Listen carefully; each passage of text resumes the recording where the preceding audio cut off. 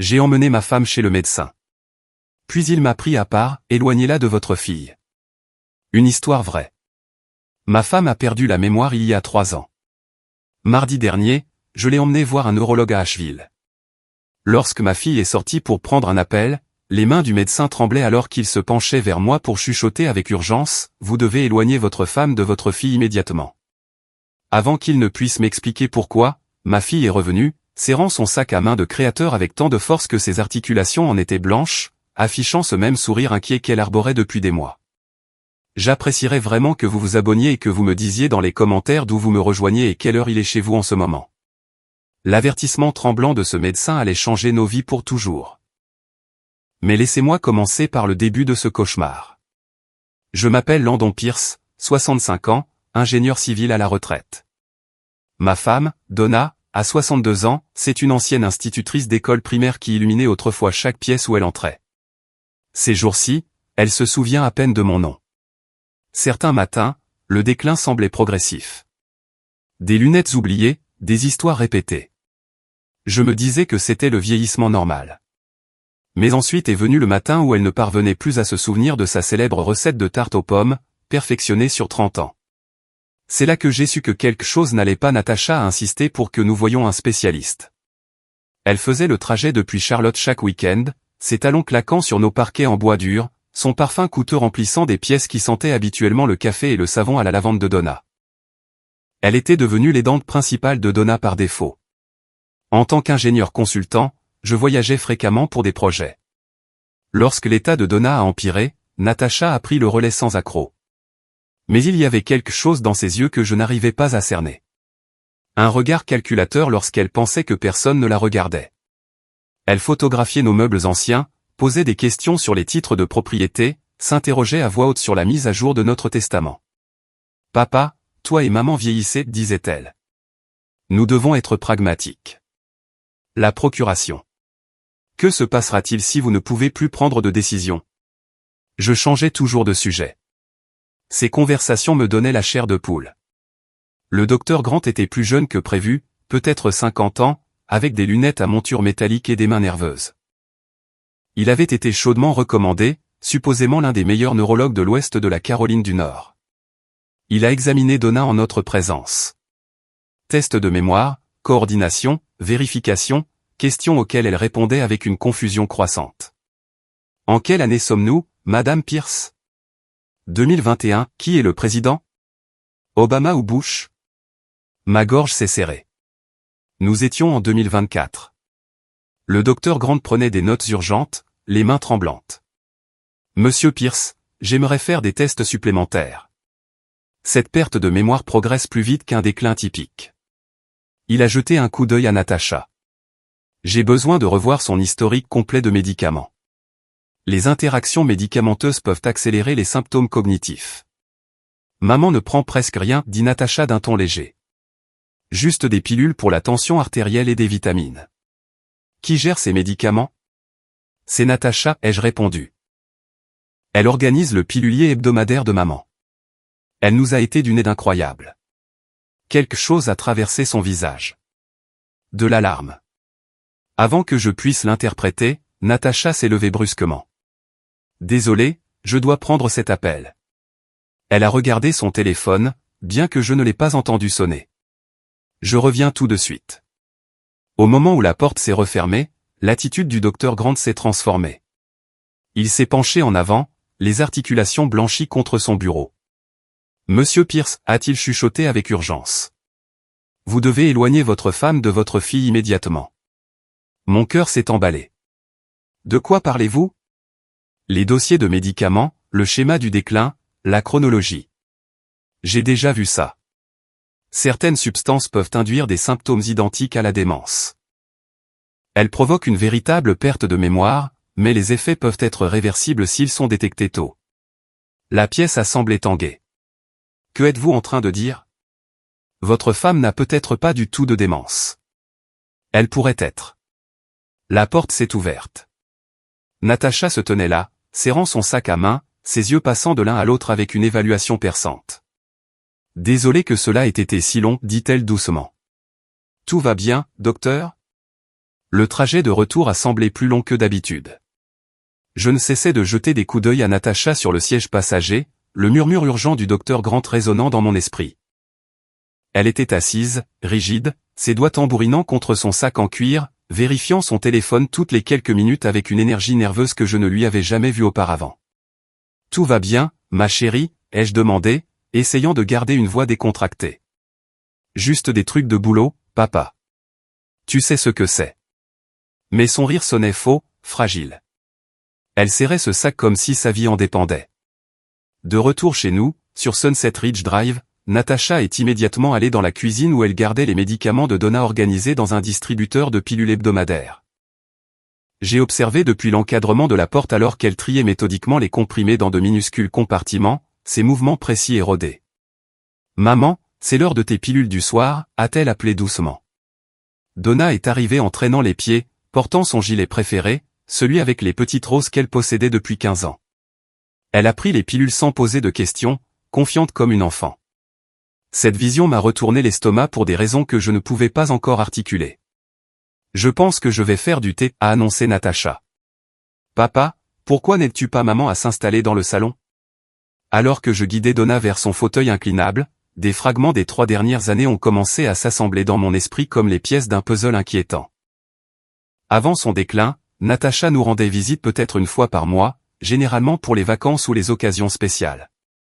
Mais à mesure que l'état de Donna empirait, ces visites sont devenues hebdomadaires, puis bi-hebdomadaires. J'avais été reconnaissant à l'époque. Quelle fille aimante ne voudrait pas passer plus de temps avec sa mère malade? Maintenant, je me souvenais d'autres détails. Comment Natacha insistait toujours pour gérer les médicaments de Donna? Comment elle s'était mise sur la défensive lorsque j'avais suggéré d'essayer un autre médecin? Comment elle m'avait poussé à voyager davantage, à prendre des contrats de consultation plus longs? L'expertise de papa est tellement demandée, disait-elle aux gens. Maman et moi nous débrouillons très bien pendant son absence. Les problèmes financiers avaient commencé à peu près au même moment. Le divorce désordonné de Natacha avec Marcus avait traîné pendant 18 mois, saignant ses économies à blanc. L'avocat de son ex-mari avait été impitoyable, affirmant qu'elle avait caché des actifs. Le règlement l'avait laissée avec une dette écrasante. Environ 165 000 €, m'avait-elle confié à Noël dernier, les larmes ruisselant sur son visage. Je ne sais pas comment je vais sortir de ce trou, papa. Les créanciers appellent constamment. J'avais proposé de l'aider à l'époque, mais elle avait refusé. Je suis une femme adulte. Je vais trouver une solution. Maintenant, en la regardant évoluer dans notre cuisine avec une familiarité rodée, je me demandais exactement comment elle avait prévu de trouver cette solution. Je vais prendre une douche rapide, a annoncé Natacha après avoir installé Donna avec son thé. Cette odeur d'hôpital s'accroche à tout. Dès que j'ai entendu l'eau couler à l'étage, quelque chose m'a poussé vers son sac à main. Il était posé sur le comptoir de la cuisine où elle l'avait laissé. Un cuir italien coûteux qui avait dû coûter plus cher qu'elle ne pouvait se le permettre dans sa situation actuelle. Mes mains tremblaient en ouvrant le fermoir. Je n'avais jamais violé la vie privée de ma fille auparavant. Je n'avais jamais eu de raison de douter d'elle. À l'intérieur, j'ai trouvé les objets habituels, portefeuille, clés, rouge à lèvres, pastilles à la menthe. Mais caché dans un compartiment latéral, enveloppé dans un foulard en soie, se trouvait un petit flacon de prescription ambrée. L'étiquette avait été partiellement arrachée, mais je pouvais distinguer une partie du nom du médicament et le détail crucial qui m'a glacé le sang. Dazipam, usage vétérinaire uniquement. Usage vétérinaire uniquement. J'ai fixé le flacon, mon esprit d'ingénieur traitant les implications avec une clarté horrible. Ce n'était pas un médicament pour humains.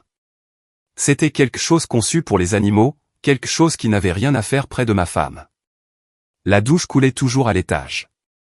Donna était assise paisiblement dans le salon, fredonnant une vieille chanson qu'elle chantait à nos enfants.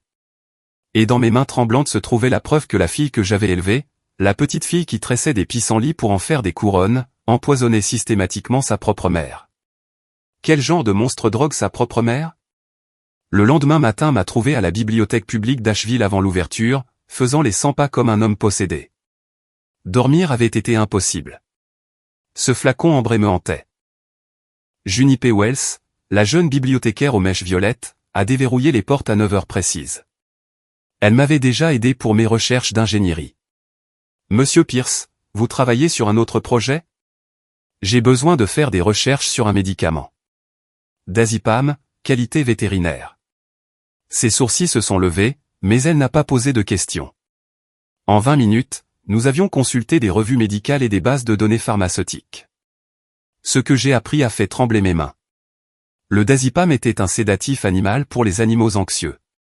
Chez les humains, en particulier les personnes âgées, il provoquait somnolence, confusion, perte de mémoire et, en cas d'utilisation prolongée, des symptômes pratiquement indiscernables de la démence. Les effets dépendaient de la dose et, surtout, étaient réversibles si le traitement était arrêté. Cela indique qu'une utilisation prolongée peut causer des dommages permanents, à noter doucement Junipé. Faites-vous ces recherches pour quelqu'un en particulier? Quelqu'un de très proche. Chaque symptôme correspondait parfaitement à Donna. L'apparition progressive, la confusion croissante, la perte de morceaux d'elle-même sur 3 ans. Pas Alzheimer, mais un empoisonnement systématique. Combien de temps pour récupérer si quelqu'un arrête d'en prendre? Cette étude montre une amélioration cognitive dans les 24 à 48 heures. Une récupération significative sur plusieurs semaines. J'ai tout imprimé et je suis rentré chez moi avec un plan.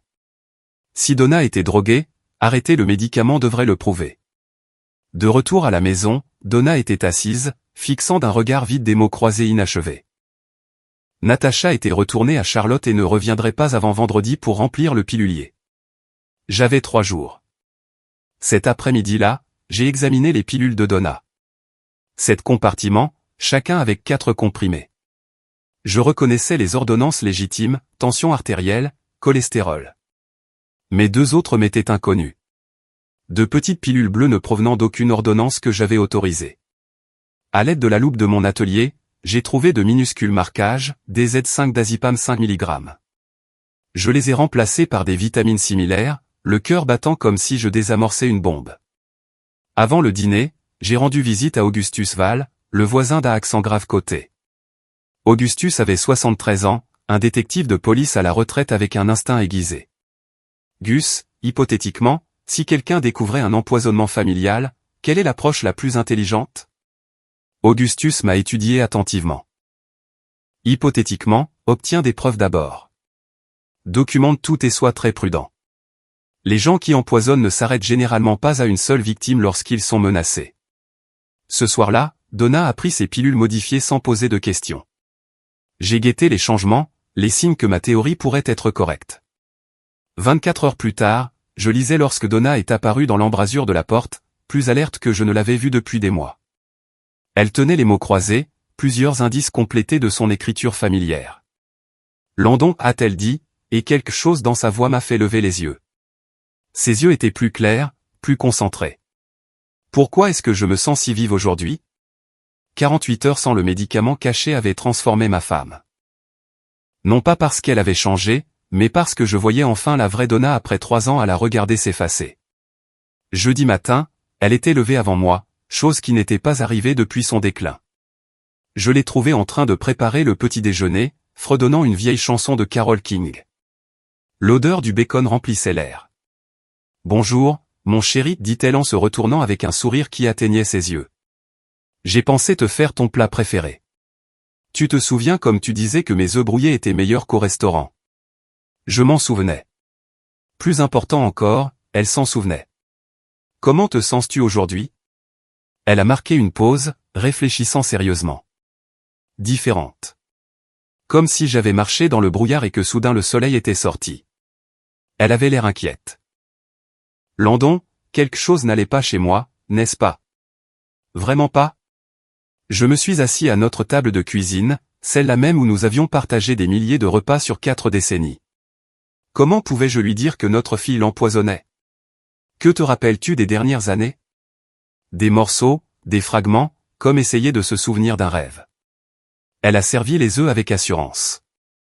Je me souviens m'être senti perdu, constamment effrayé, comme si je disparaissais petit à petit. Sa voix s'est brisée. Je me souviens que tu me regardais avec tant de tristesse. La femme en face de moi était Madonna, l'institutrice qui avait aidé des centaines d'enfants à apprendre à lire. Elle avait été là tout le long, piégée derrière un brouillard chimique. J'essayais sans cesse de te dire que quelque chose n'allait pas, mais les mots ne sortaient pas correctement. J'oubliais au milieu de ma phrase. Elle a pris ma main. J'avais l'impression de me noyer, Landon.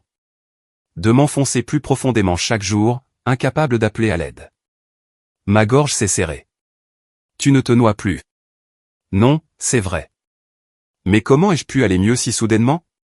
Qu'est-ce qui a changé? Une voiture est entrée dans notre allée.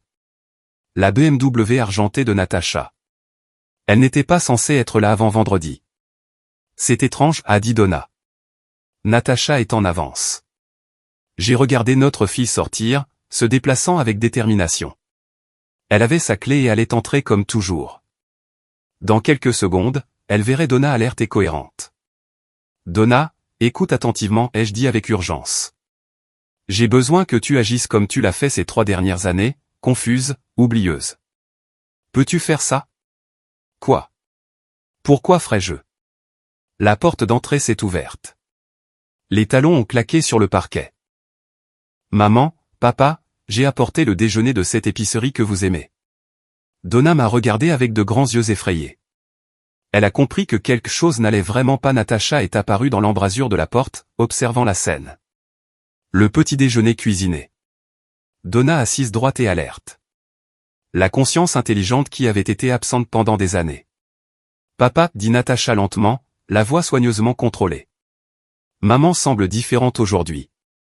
Je pouvais voir les rouages tourner dans l'esprit de Natacha alors qu'elle traitait ce qu'elle voyait, sa mère alerte et cohérente pour la première fois depuis des années, assise à une table de petit déjeuner avec des preuves de cuisine indépendantes éparpillées autour d'eux. Tu as l'air merveilleuse, maman, dit Natacha avec précaution, posant un sac en papier de chez Miller & Dely. Mais tu dois être fatiguée de toute cette activité. Pourquoi ne prendrais-tu pas tes médicaments du matin pour te reposer?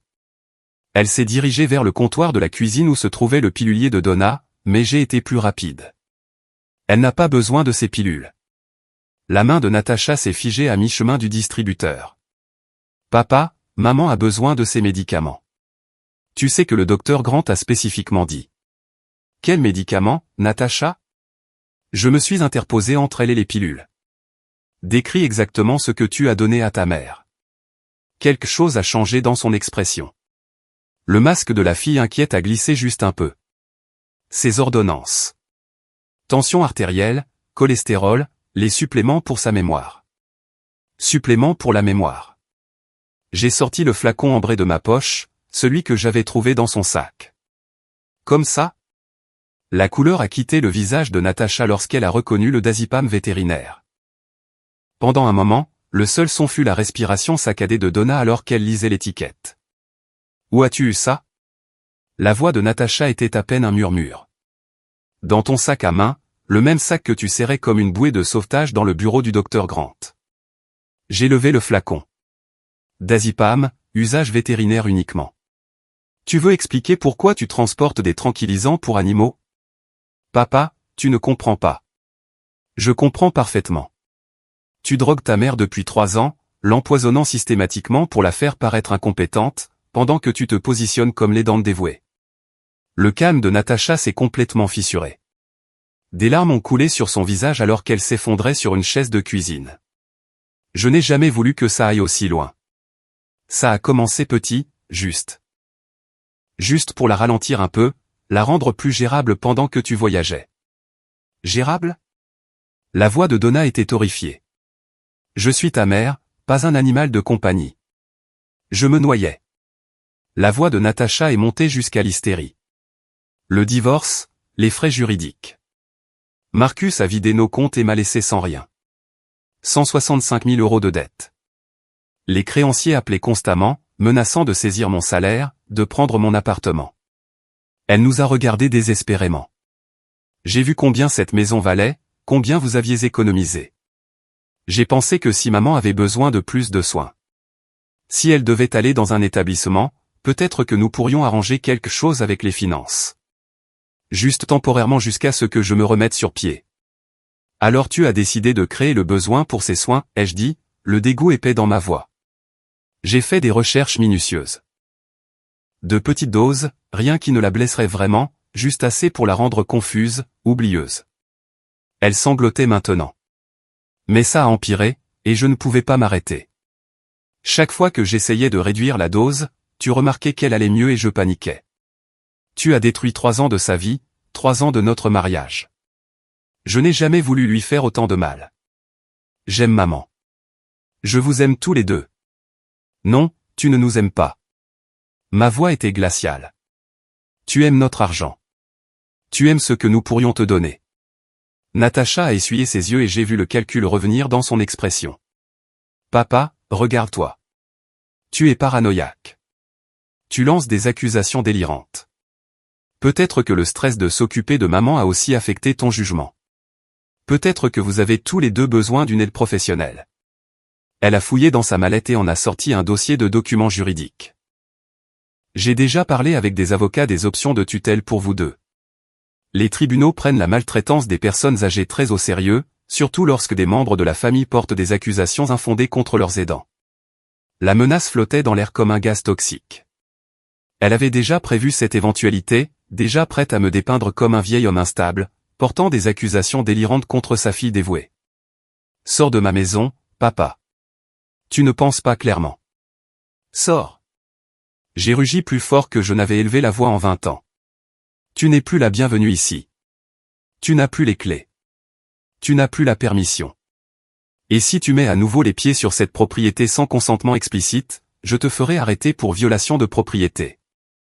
Natacha a rassemblé ses affaires avec des mains tremblantes. À la porte, elle s'est retournée une dernière fois. Ce n'est pas fini. Je suis toujours ta fille, et maman est toujours ma mère. Un juge verra que je suis la seule à essayer d'aider. La porte a claqué derrière elle, nous laissant, Donna et moi, seuls dans les décombres de notre famille. Le matin suivant les menaces de Natacha, j'étais assis dans le cabinet d'avocats Thorne et Blackthorne, serrant les preuves qui pourraient détruire la vie de ma fille. Thornton était tout ce qu'Augustus avait promis. Vif, expérimenté, n'ayant pas peur des drames familiaux. Monsieur Pierce, cela constitue de graves accusations criminelles. Maltraitance sur personnes âgées, fraude, potentiellement tentative de meurtre, mais nous avons besoin de preuves irréfutables. Quel genre? Des preuves médicales que votre femme a été systématiquement droguée. Documentation du mobile financier. Témoignages d'experts. Il s'est penché en avant. Nous devons prouver que c'était délibéré et continu. Cet après-midi-là, Donna et moi étions à l'hôpital Mission pendant que des techniciens effectuaient des prises de sang pour un dépistage toxicologique complet. Résultat sous 24 heures, ont-ils expliqué. Le docteur Grant nous a rencontrés le lendemain matin. Expression grave. Madame Pierce, votre sang montre des niveaux significatifs de diazépam compatibles avec un dosage régulier sur plusieurs années. La concentration suggère environ 5 mg par jour pendant des mois. Il s'est tourné vers moi. Cela confirme un empoisonnement systématique. Le dosage était calculé pour causer une déficience cognitive sans symptômes évidents de surdosage. Tout à fait sophistiqué dans sa cruauté. Pouvez-vous documenter cela? Absolument. Je préparerai un rapport médical détaillé confirmant que Madame Pierce a été délibérément droguée pour simuler la démence. Mon téléphone a vibré. Dominique atterrit à Asheville à 15 heures. Qu'est-ce qui se passe, bon sang? J'avais appelé mon fils la veille au soir pour enfin révéler la vérité. Le silence s'était étiré pendant près d'une minute avant qu'il ne chuchote, je prends le premier vol. Dominique est arrivé en ayant l'air d'avoir vieilli du jour au lendemain. À 35 ans, il était habituellement la personnification de la santé et de l'optimisme californien. Aujourd'hui, il avait l'air hanté. Papa, s'il te plaît, dis-moi que c'est une erreur. Natacha n'a pas vraiment empoisonné maman. Je lui ai tendu les rapports médicaux, le flacon vétérinaire, les recherches de la bibliothèque. Il a tout lu 2 fois, devenant de plus en plus pâle. Bon Dieu, elle tue maman à petit feu depuis 3 ans. Il a regardé Donna. Maman, tu te souviens de ma visite à Noël? Tu me reconnaissais à peine. Je pensais juste que tu vieillissais. Je me souviens de morceaux, dit doucement Donna. Comme regarder à travers un verre épais. Je savais que je devais te reconnaître, mais je ne pouvais pas atteindre le souvenir. Dominique a éclaté en sanglots comme le petit garçon qui courait vers sa mère avec les genoux écorchés. J'aurais dû me demander pourquoi elle se détériorait si vite. La détective Sarah Morrison est arrivée à 18 heures avec 2 officiers. Elle avait tout passé en revue, les rapports médicaux, les médicaments vétérinaires, le témoignage du docteur Grant, Les dossiers financiers de Natacha. Monsieur Pierce, nous en avons assez pour des accusations de maltraitance sur personnes âgées, fraude et mise en danger imprudente d'autrui. Le procureur envisage la tentative de meurtre selon l'évolution de l'affaire. Mon cœur martelait. Que se passe-t-il maintenant? Nous avons besoin de déclarations formelles de votre part et de celle de Madame Pierce. Le docteur Grant a fourni un témoignage d'expert. Avec ces preuves, nous pouvons obtenir un mandat d'arrêt immédiatement. J'ai pensé à la petite fille sur mes épaules au foire du comté qui pleurait en marchant sur des papillons, qui me serrait fort à chaque coucher. C'est toujours ma fille. Augustus a posé une main ferme sur mon épaule. Landon, tu ne détruis pas ta fille. Tu protèges ta femme. Parfois, c'est ce que l'amour exige. La détective Morrison a fermé son carnet. Le mandat a été émis. Nous l'arrêterons demain matin. Le vendredi matin est arrivé avec une normalité trompeuse. Donna était dans le jardin à s'occuper de ses roses avec des mains stables pour la première fois depuis des années. Je lisais le journal quand j'ai entendu le bruit familier de la BMW de Natacha entrer dans notre allée. Elle a marché jusqu'à la porte d'entrée avec sa démarche confiante habituelle, son sac de créateur en bandoulière, portant un sac de la pharmacie. Tout dans son attitude suggérait qu'elle croyait que la confrontation d'hier avait été gérée avec succès, que ses menaces m'avaient intimidé au silence. « Bonjour papa » a-t-elle appelé à travers la porte moustiquaire. J'ai apporté la nouvelle ordonnance de maman. Le médecin a dit que cela pourrait aider avec sa confusion récente. Je n'ai pas répondu. Par la fenêtre, je pouvais voir 2 voitures de police banalisées garées discrètement en bas de la rue, attendant mon signal. Natacha est entrée avec sa clé, se dirigeant vers la cuisine, où elle avait toujours préparé les médicaments de Donna. Où est maman? Elle devrait prendre ça tout de suite. Elle est dehors, ai-je dit calmement. Quelque chose dans mon ton l'a fait s'arrêter. Elle m'a regardé plus attentivement, observant mon expression, la façon dont j'étais assis rigidement dans mon fauteuil. Papa, tu sembles tendu. Tu te sens bien? Avant que je puisse répondre, on a frappé fermement à la porte d'entrée. La voix de la détective Morrison a traversé le bois. Police d'Asheville. La couleur a quitté le visage de Natacha alors que la réalité la frappait. Le sac de la pharmacie a glissé de ses doigts, les pilules s'éparpillant sur notre parquet. Non, a-t-elle chuchoté. Papa, tu n'as pas fait ça. J'ai ouvert la porte pour laisser entrer la détective Morrison et l'officier Williams. Ils se déplaçaient avec une efficacité professionnelle, mais leurs expressions étaient sombres. Natacha Pierce, a dit formellement la détective Morrison. Vous êtes en état d'arrestation pour maltraitance sur personne âgée, fraude et mise en danger imprudente d'autrui en lien avec l'empoisonnement systématique de Donna Pierce. Vous avez le droit de garder le silence. L'officier Williams a continué en sortant les menottes. Tout ce que vous direz pourra être et sera utilisé contre vous devant un tribunal. Le calme de Natacha s'est complètement brisé. Elle est tombée à genoux sur le sol de notre salon, sanglotant avec un désespoir que je ne lui avais jamais vu.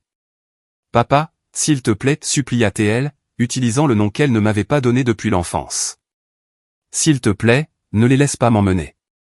Je suis désolé. Je suis tellement désolé. Je n'ai jamais voulu que ça aille aussi loin. Le son de son surnom d'enfance m'a traversé comme une lame.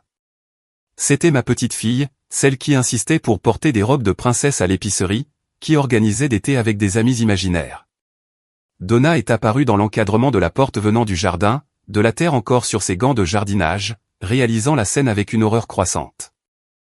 C'est mon bébé, chuchota-t-elle, se dirigeant instinctivement vers Natacha malgré tout. Madame, veuillez reculer, s'il vous plaît, a dit l'officier Williams doucement mais fermement alors qu'il aidait Natacha à se relever et fermait les menottes.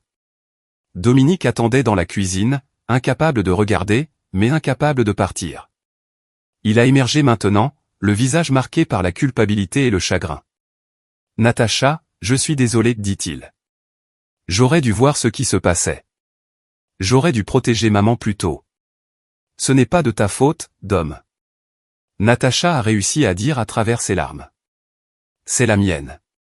Tout est de ma faute. Alors qu'il l'emmenait vers la porte, elle s'est retournée une dernière fois. Maman, je t'aime. Je sais que tu ne peux pas me pardonner, mais je t'aime. Donna pleurait maintenant aussi, déchirée entre la fille qu'elle avait élevée et la femme qui lui avait volé 3 ans de sa vie. Les voisins s'étaient rassemblés sur leur porche, attirés par les voitures de police. Madame Henderson, d'en face, se tenait la main sur la bouche, sous le choc. Les Johnson chuchotaient avec urgence entre eux, leurs enfants regardant derrière leurs jambes.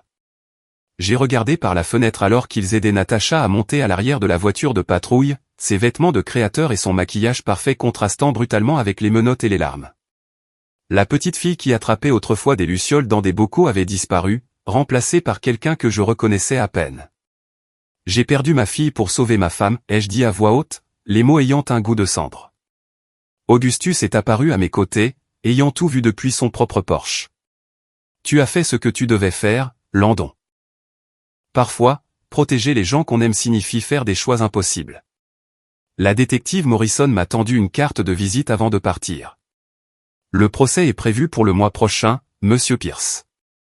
Nous aurons besoin que vous et Madame Pierce témoigniez. Le palais de justice du comté de Buncombe bourdonnait d'une tension silencieuse par un gris matin d'octobre. J'étais assis au premier rang à côté de Donna, tous deux vêtus de nos habits du dimanche, regardant notre fille entrer dans la salle d'audience dans une combinaison orange qui la faisait paraître plus jeune et plus vulnérable que ses 38 ans. L'avocat de Natacha, Damien Rothschild, était tout ce que j'attendais de quelqu'un facturant environ 460 € de l'heure, costume coûteux, cheveux argentés, et le genre de confiance qui vient du fait de gagner des affaires qui auraient dû être perdues. Il était venu de Charlotte spécifiquement pour ce procès, engagé avec de l'argent auquel Natacha avait encore accès d'une manière ou d'une autre.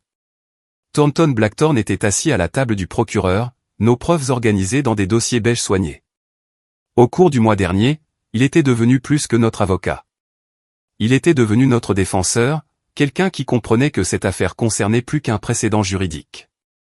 L'État prouvera, a commencé Thornton dans sa déclaration liminaire, que Natacha Pierce a systématiquement empoisonné sa mère sur une période de 3 ans en utilisant des sédatifs de qualité vétérinaire pour simuler la démence tout en se positionnant pour hériter des actifs substantiels de la famille.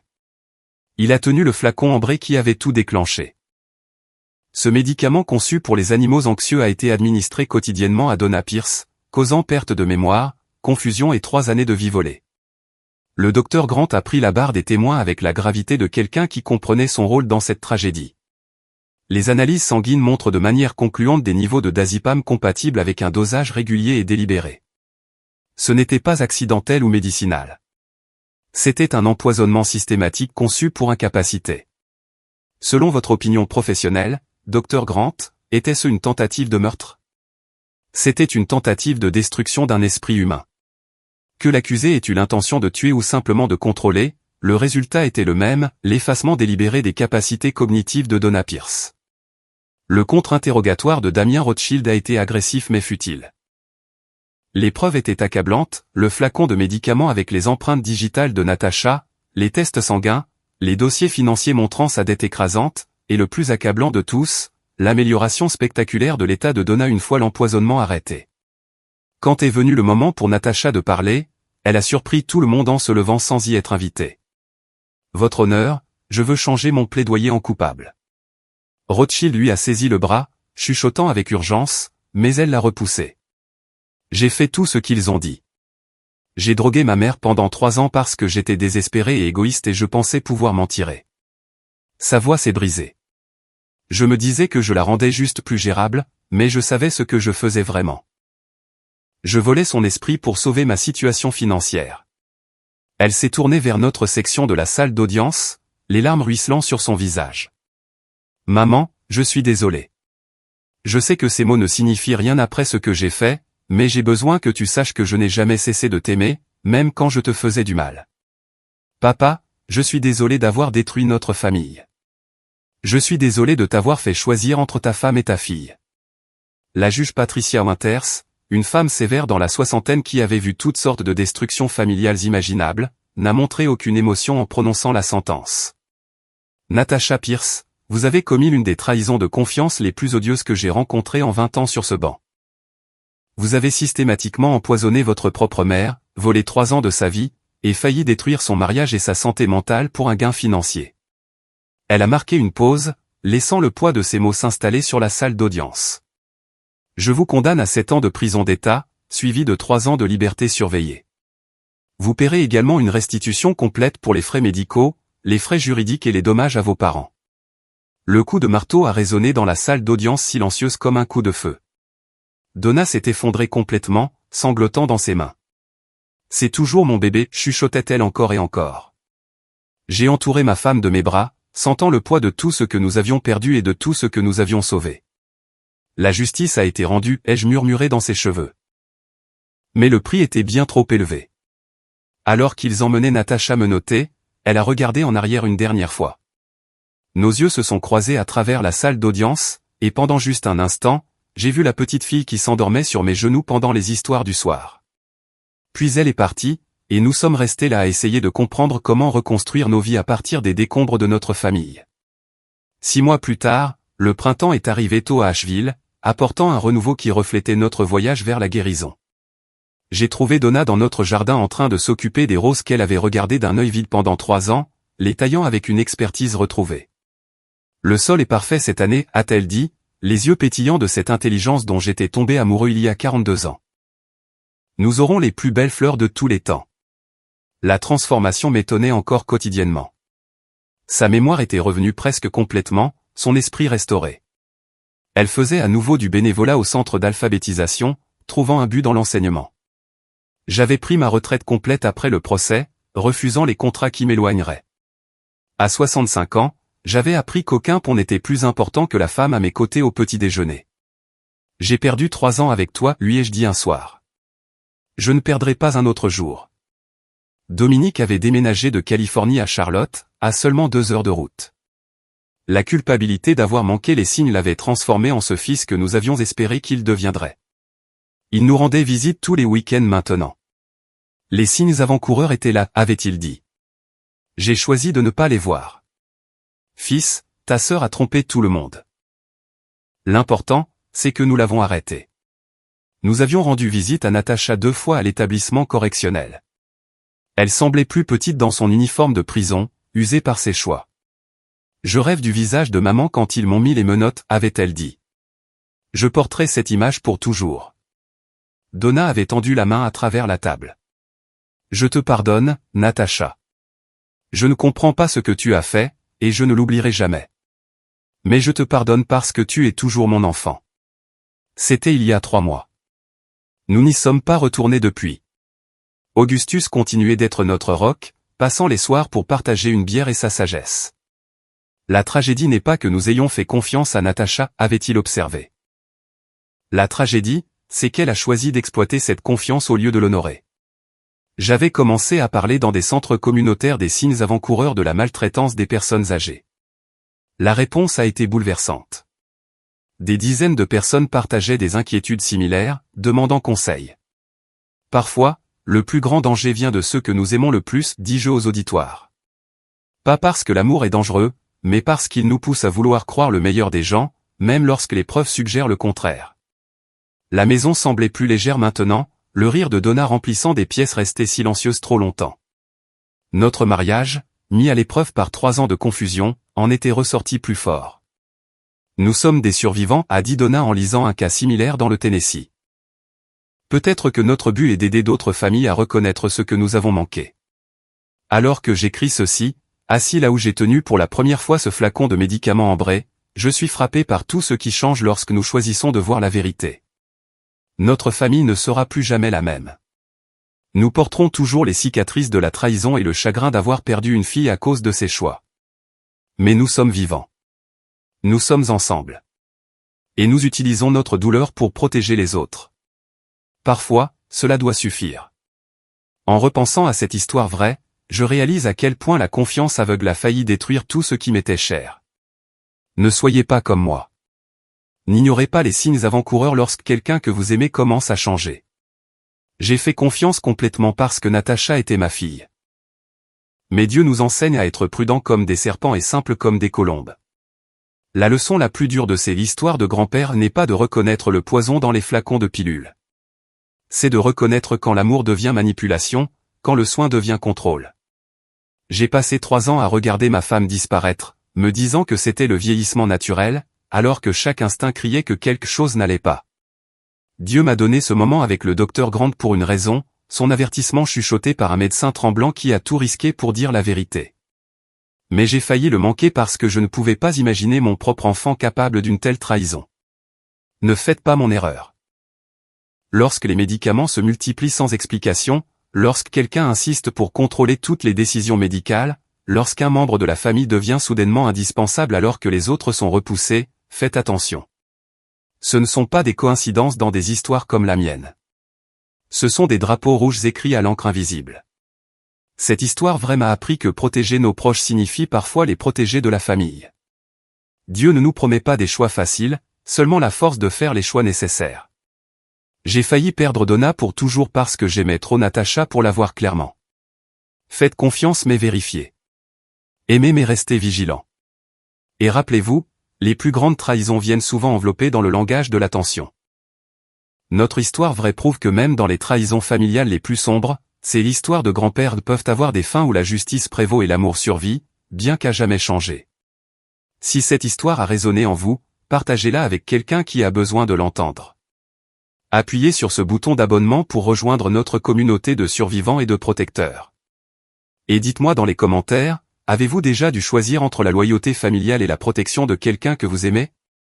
Votre histoire pourrait sauver une autre famille de ce chemin douloureux.